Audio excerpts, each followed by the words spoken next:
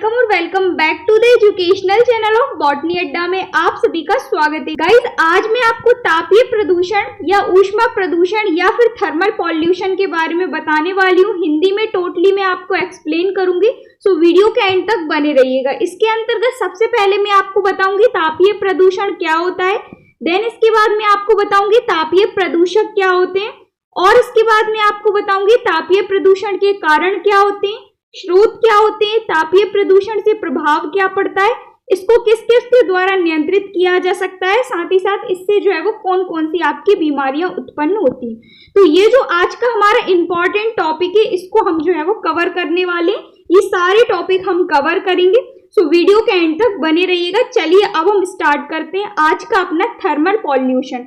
इससे पहले मैंने आपको और भी सारे टॉपिक एक्सप्लेन कर दिए जो कि आपके पॉल्यूशन से रिलेटेड है, चाहे फिर वो वाटर पॉल्यूशन हो, एयर पॉल्यूशन हो, नॉइज पॉल्यूशन हो, सभी कुछ मैंने आपको टोटली एक्सप्लेन कर दिया है। सेपरेट प्लेलिस्ट भी बना दी है, सो आप चैनल पर जाकर चेक कर सकते हैं। चलिए अब हम देखते हैं तापीय प्रदूषण। और ये जो आपका तापीय प्रदूषण है, इसे ऊष्मा प्रदूषण के नाम से भी जाना जाता है, याद रखिएगा, और इसी को कहा जाता है थर्मल पॉल्यूशन। तो सबसे पहली बात, तापीय प्रदूषण या फिर थर्मल पॉल्यूशन होता क्या है। तो इसकी थ्योरी को समझाने से पहले मैं आपको बताती हूँ ये तापीय प्रदूषण होता क्या है। तो क्या होता है, जब हम पदार्थों का विसर्जन करते हैं, पदार्थों का विसर्जन का तात्पर्य होता है जब हम किसी पदार्थ को विघटित करते हैं, पदार्थ में आपके प्लास्टिक, पॉलीथीन, कूड़ा कचरा कुछ भी आ सकता है, ठीक है। तो जब हम किसी पदार्थ को विसर्जित करते हैं या फिर किसी पदार्थ का विघटन करते हैं, तो उससे आपकी हीट निकलती है, ऊष्मा निकलती है, साथ ही साथ आपकी गर्म वायु भी निकलती है। कुछ आपकी फैक्ट्रियां होती हैं, उद्योग होते हैं, उससे आपका गर्म जल भी निकलता है। तो ये सब क्या होते हैं, ये आपके टेम्परेचर में, वायुमंडल का जो टेम्परेचर है उसको परिवर्तित कर देते हैं। जैसे कि वायुमंडल का जो टेम्परेचर है उसको बढ़ा देते हैं। यदि ये गर्म जल या गर्म वायु या कोई भी गर्म स्रावित पदार्थ जब हम वाटर में मिला देते हैं, तो क्या होता है, वाटर की जो ऑक्सीजन है वो कम हो जाती है, जिससे कि जो जलीय पारितंत्र है वो प्रभावित होता है, ठीक है। तो कहने का तात्पर्य, जब हम किसी पदार्थ का विसर्जन करते हैं तो उससे जो हीट निकलती है, उस हीट के द्वारा जो वायुमंडल का टेम्परेचर है वो परिवर्तित हो जाता है, और इसी को कहते हैं तापीय प्रदूषण, ठीक है। अब मैं आपको एक एक करके थ्योरी के माध्यम से समझाती हूँ, जिससे आपको टोटली क्लियर हो जाएगा, ठीक है। तो कहा गया है, जब किसी पदार्थ के विसर्जन से वातावरण के तापमान में वृद्धि हो जाए तो इस प्रकार के प्रदूषण को तापीय प्रदूषण कहते हैं। जैसा कि मैंने आपको एक्सप्लेन किया, जब हम किसी पदार्थ का विघटन करते हैं या फिर विसर्जन करते हैं, तो उससे जो हीट निकलती है, वो हीट जब आपके ऊपर अर्थात वातावरण में जाती है, वायुमंडल में जाती है, और वायुमंडल में जाकर वायुमंडल का जो टेम्परेचर है, वातावरण का आपके चारों ओर का जो टेम्परेचर है उसमें वृद्धि कर देती है। जब ये वृद्धि आपकी बढ़ जाती है टेम्परेचर की, तो इससे आपके ऊपर जो है वो हानिकारक इफेक्ट पड़ता है। ना केवल आपके ऊपर, पेड़ पौधे, जीव जंतु, सभी के ऊपर जो है वो हानिकारक इफेक्ट पड़ता है। इसीलिए इसे कहा जाता है तापीय प्रदूषण, ठीक है। इसके अलावा कहा गया है, जो आपका तापीय प्रदूषण है, इसका ऊष्मा जो है वो प्रदूषक का कार्य करती है। प्रदूषक, जैसा कि मैंने आपको बताया, पॉल्यूटेंट्स होते हैं, और पॉल्यूटेंट्स क्या करते हैं, पॉल्यूटेंट्स जो है वो आपके प्रदूषण फैलाने का काम करते हैं। जैसा कि मैंने इससे पहली वाली सभी वीडियोस में बताया हुआ है, यदि आपने नहीं देखा है तो मैं आपको फिर से बता देती हूँ। जो आपके प्रदूषक होते हैं वो आपका प्रदूषण फैलाने का कार्य करते हैं। अलग अलग प्रकार के प्रदूषक होते हैं जो कि अलग अलग प्रकार का प्रदूषण फैलाते हैं। तापीय प्रदूषण भी अलग अलग प्रकार के प्रदूषक फैलाते हैं। जैसे कि हीट जो होती है वो आपकी प्रदूषक का कार्य करती है तापीय प्रदूषण में। इसके अलावा जो गर्म जल या गर्म वायु होती है या फिर गर्म बहिर्स्रावित पदार्थ होते हैं, ये सभी आपके जो है वो तापीय प्रदूषण के प्रदूषक अर्थात पॉल्यूटेंट्स होते हैं, जो कि आपका तापीय प्रदूषण फैलाने का कार्य करते हैं। तो ऐसे पदार्थ जो आपका प्रदूषण फैलाने का कार्य करते हैं वो आपके प्रदूषक कहलाते हैं, ठीक है। यहाँ पर जो आपकी हीट होती है वो आपका प्रदूषक का कार्य करती है, यानी पॉल्यूटेंट का कार्य करती है। तापीय प्रदूषण के लिए गर्म वही स्रावित पदार्थ गर्म जल, गर्म वायु, भाप या ऊष्मा, ये सभी आपके उत्तरदायी होते हैं, यानी कि तापीय प्रदूषण को फैलाते हैं। ठीक है, इसके बाद कहा गया है जो आपके रासायनिक उद्योग होते हैं, परमाणु ऊर्जा उत्पादित करने वाले जो संयंत्र होते हैं, साथ ही साथ कुछ आपकी फैक्ट्रियां भी होती हैं जिसमें आपका जल का यूज किया जाता है शीतलक के रूप में। अब बात आती है कि शीतलक क्या होते हैं। तो शीतलक जो होते हैं उसमें आपका ग्लाइकोजन और आपका वाटर दोनों का मिक्स किया जाता है। तो शीतलक में आपका वाटर का यूज किया जाता है ग्लाइकोजन के साथ में। ठीक है, तो रासायनिक उद्योग और परमाणु ऊर्जा जो संयंत्र होते हैं, साथ ही साथ कुछ आपकी फैक्ट्री होती हैं, शीतलक होते हैं, इन सभी में आपका जो है वो जल का यूज किया जाता है। देन इसके बाद कहा गया है जब इन जल का यूज किया जाता है तो यूज करने के दौरान आपका जो इनसे जल निकलता है वो काफी गर्म निकलता है। जब ये काफी गर्म जल आपका किसी नदी में, तालाब में या फिर आपके जल निकायों में छोड़ दिया जाता है तो वहां से जो आपका जलीय पारिस्थितिक तंत्र है वो आपका प्रभावित हो जाता है। प्रभावित कैसे होता है कि मान लीजिए आपका जो वाटर है, नॉर्मल वाटर, उसका यूज किया फैक्ट्री या उद्योगों में, फिर उसके बाद उससे निकला आपका गर्म वाटर, और वो गर्म वाटर जब आपके तालाब में या नदी में या किसी भी आपके जलीय निकाय में मिला दिया तो उससे क्या होता है, जब ये गर्म जल नदी या तालाब के जल में जाता है तो उस जल में मौजूद ऑक्सीजन की मात्रा को कम कर देता है, जिससे कि उसमें नीचे रहने वाले जीव जंतु, पेड़ पौधों पर असर पड़ता है और वो धीरे धीरे आपके समाप्त होते जाते हैं। ठीक है, तो इस प्रकार से ये जो आपका गर्म जल है या फिर और भी जो प्रदूषक है तापीय प्रदूषण के, ये आपके पूरे जलीय पारिस्थितिकी को प्रभावित करते हैं, साथ ही साथ आपके एनवायरमेंट को भी प्रभावित करते हैं, आपके वातावरण को भी प्रभावित करते हैं। ठीक है, तो यही आपकी थ्योरी के अंतर्गत कहा गया है। इस प्रकार जिन उद्योगों में भाप का यूज किया जाता है वहां से आपका गर्म जल निकलता है। यह गर्म जल जिस नदी, झील या जलीय निकाय में मिलाया जाता है उस जलीय क्षेत्र का तापमान में वृद्धि हो जाती है और उस जलीय क्षेत्र का जो जल है उसमें ऑक्सीजन में कमी आ जाती है, जिससे आपका जल क्षेत्र का विनाश हो जाता है और आपका जलीय पारिस्थितिक तंत्र पर बुरा प्रभाव पड़ता है। ठीक है, इसके अतिरिक्त वहां के जल में ऑक्सीजन की कमी भी आ जाती है, जैसा कि मैंने आपको बताया। तो ये होता है आपका थर्मल पॉल्यूशन अर्थात तापीय प्रदूषण। क्या होता है तापीय प्रदूषण?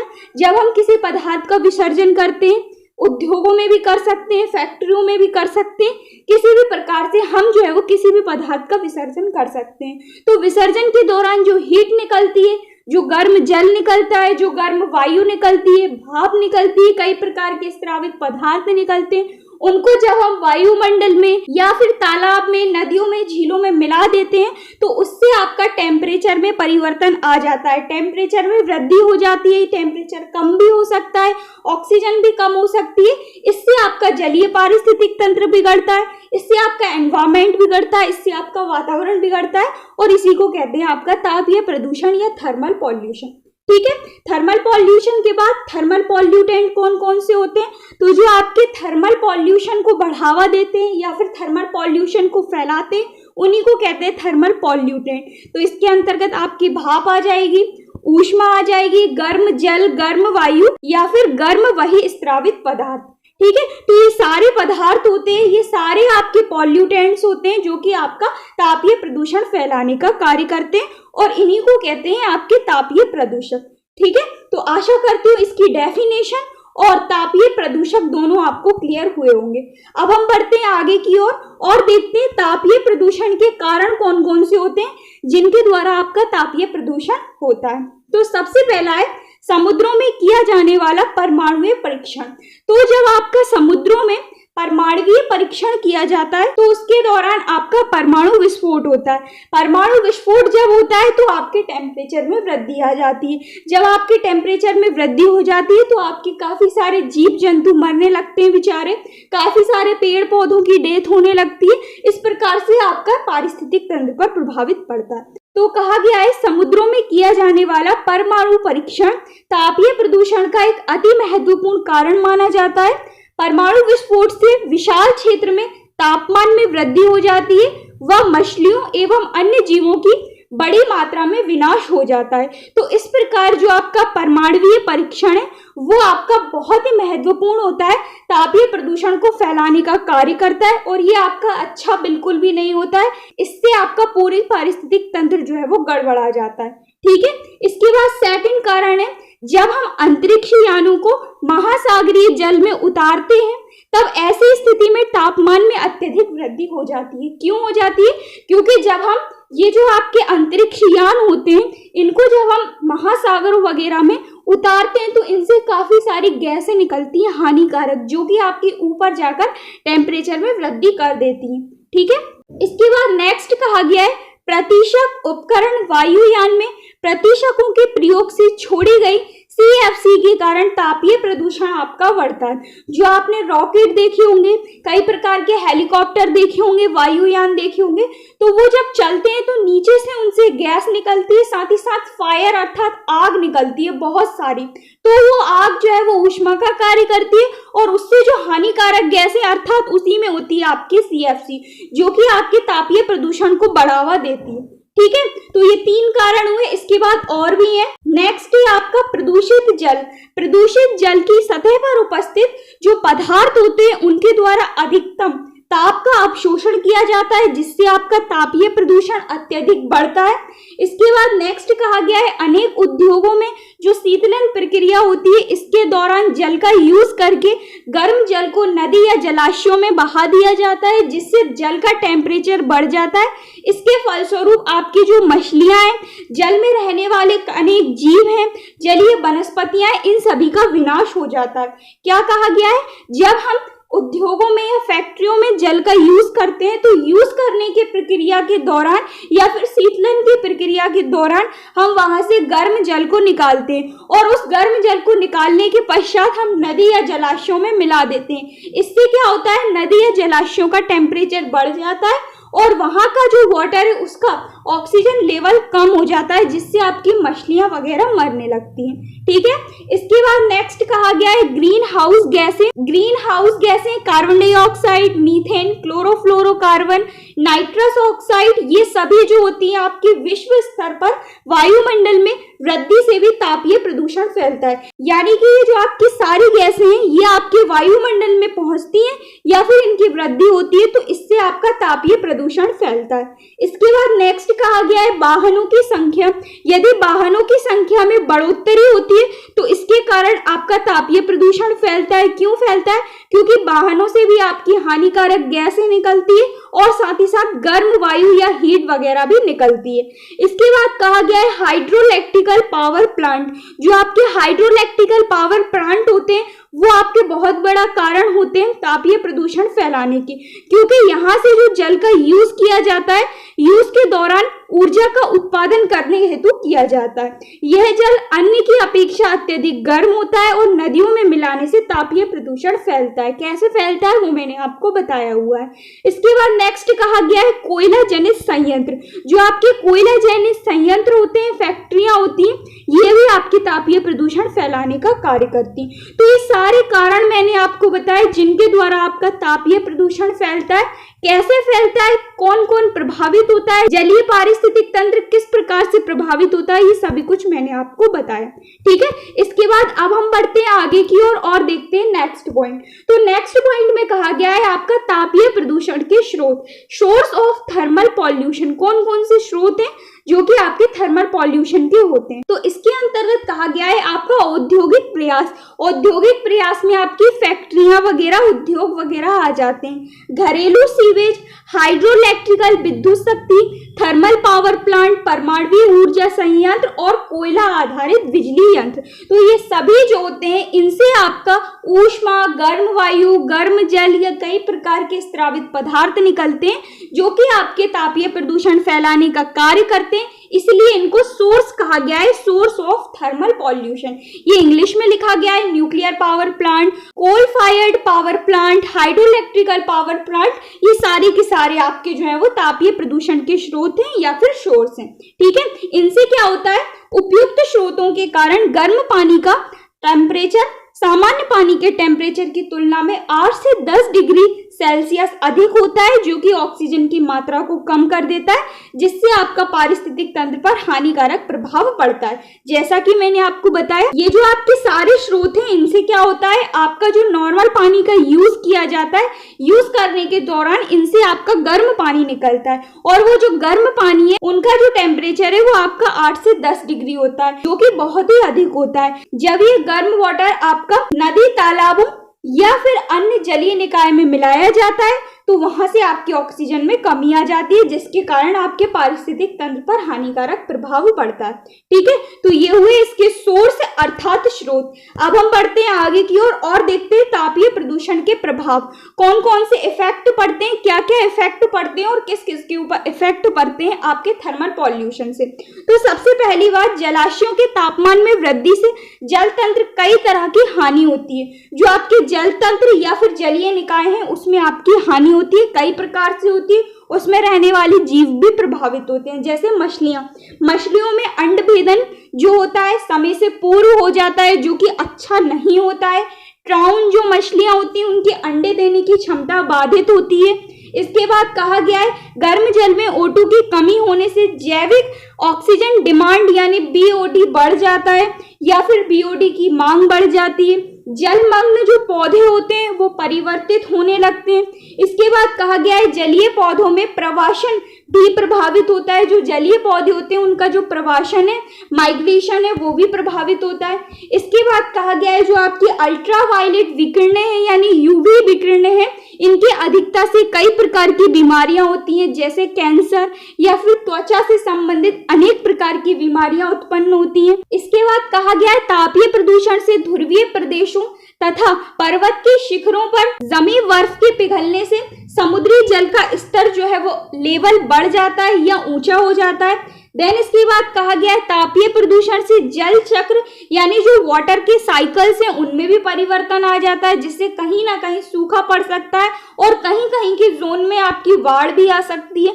ये सारे परिवर्तन हानिकारक होते हैं। तापीय प्रदूषण से कृषि भूमि पर अभाव सा हो जाता है, यानी कृषि भूमि भी आपकी प्रभावित होती है। इसके बाद कहा गया है तापीय प्रदूषण से मौसम में बदलाव आ जाता है, मौसम में बहुत ज्यादा परिवर्तन आता है, कहीं ज्यादा पानी तो कहीं सूखा, इस टाइप का पड़ने लगता है आपका तापीय प्रदूषण के कारण। इसके बाद कहा गया है इस प्रदूषण से ओजोन गैस की रक्षक जो परत होती है उसका विनाश होने लगता है, यानी कि जो आपकी ओजोन परत है उसका नाश होने लगता है। तो ये सारे आपके क्या हुए प्रभाव यानी इफेक्ट हुए, जो कि आपके तापीय प्रदूषण या थर्मल पॉल्यूशन के कारण होते हैं। इससे जो है वो आपके जीव जंतु, पेड़ पौधे, एनवायरमेंट, जलीय पारिस्थितिक तंत्र, इकोलॉजी पूरी की पूरी आपके प्रभावित होती है। ठीक है, तो ये भी आपका जो तापीय प्रदूषण है बहुत ही हानिकारक होता है। 2021-22 में यहाँ से आपका क्वेश्चन बना था, तो ये क्वेश्चन आपका इंपॉर्टेंट है। ठीक है, अब हम बढ़ते हैं आगे की ओर और देखते हैं तापीय प्रदूषण के नियंत्रण के उपाय या फिर सुझाव। कौन कौन से पॉइंट हैं, किन किन को हम फॉलो करते हैं कि आपका जो है वो तापीय प्रदूषण या थर्मल पॉल्यूशन को हम कंट्रोल कर सके। तो सबसे पहला है उद्योगों से निकलने वाला धुआं। उद्योगों से जो निकलने वाला धुआं होता है इसमें आपकी ग्रीन हाउस गैसों को बहुत कम मात्रा में छोड़ा जाना चाहिए, क्योंकि ये जो आपकी ग्रीन हाउस गैसें हैं ये आपकी हानिकारक होती हैं और ये ही जो है वो आपके टेम्परेचर को बढ़ाने का कार्य करती हैं। इसके बाद कहा गया है प्रत्येक व्यक्ति को अपना नैतिक कर्तव्य मानकर वृक्षारोपण अधिक से अधिक करना चाहिए, क्योंकि अधिक से अधिक वृक्षारोपण करने से, अधिक से अधिक पेड़ लगाने से आपका ऑक्सीजन और कार्बन डाइऑक्साइड का जो लेवल है यानी कि टेम्परेचर का लेवल और इनका लेवल दोनों मेंटेन बना रहता है, जिससे कार्बन डाइऑक्साइड अधिक से अधिक काम में आए व वायुमंडल का तापमान नियंत्रित रह सके, यही कहा गया है। इसके बाद नेक्स्ट है ओजोन परत को हानि पहुंचाने वाले जो पदार्थ हैं इनके उपयोग पर निरंतर प्रतिबंध लगाए जाने चाहिए, क्योंकि जो ओजोन परत है यही हमारी हानिकारक विकिरणों से रक्षा करती है। तो जो ओजोन परत को हानिकारक पदार्थ प्रभावित करते हैं यदि हम उन पर प्रतिबंध लगा देंगे तो हमारी ओजोन परत भी सेफ बनी रहेगी। इसके बाद नेक्स्ट है वाहनों में पूर्ण रूप से अदूषित या शुद्ध तेल का प्रयोग अत्यंत आवश्यक होता है, क्योंकि वाहनों से भी आपके कई प्रकार की हानिकारक गैसें निकलती हैं। इसकी जगह हम इलेक्ट्रिक वाहन काफी सारे चल गए, उनका भी यूज कर सकते हैं और थर्मल पॉल्यूशन को कम कर सकते हैं। इसके बाद नेक्स्ट है, विभिन्न उद्योगों के द्वारा गर्म औद्योगिक अपशिष्टों को बहुत ही अल्प मात्रा में पानी में छोड़ा जाना चाहिए। इन सभी के द्वारा आपका थर्मल पॉल्यूशन कम होता है। ठीक है, यही सब पॉइंट जो मैंने आपको बताए ये सारे आपके जो है वो इमेज में दिए गए। ठीक है, तो ये सारे पॉइंट मैंने आपको बताए कि आप थर्मल पॉल्यूशन को कैसे नियंत्रित कर सकते हैं, कैसे कंट्रोल कर सकते हैं। ठीक है, इसके बाद अब हम देखते हैं लास्ट, जो आपका तापीय प्रदूषण है, इनसे कौन कौन सी बीमारियां उत्पन्न होती हैं, diseases caused by thermal pollution. तो जो आपका तापीय प्रदूषण है, इसके कारण सबसे पहले हृदय रोग आपके काफी ज्यादा देखे गए हैं, स्किन संबंधी बीमारियां आपकी देखनी गई हैं, सांस लेने में दिक्कत आपकी देखी गई है, लंग्स प्रॉब्लम्स यानी फेफड़ों से संबंधित रोग आपके देखे गए हैं, और विभिन्न प्रकार की कैंसर जिसमें आपका स्किन कैंसर, लंग कैंसर और साथ ही साथ आपका ब्रेन कैंसर भी देखा गया है। ठीक है, तो ये सारी प्रॉब्लम्स, ये सारी बीमारियां, ये सारी डिसीजेस आपकी देखी गई हैं जो है वो तापीय प्रदूषण के कारण। आशा करती हूँ आपको थर्मल पॉल्यूशन पूरा का पूरा क्लियर हुआ होगा। कोई भी डाउट हो आप मुझे नीचे कमेंट करके बता सकते हैं। मिलते हैं नेक्स्ट वीडियो में न्यू टॉपिक के साथ। So thank you so much for watching, keep on learning.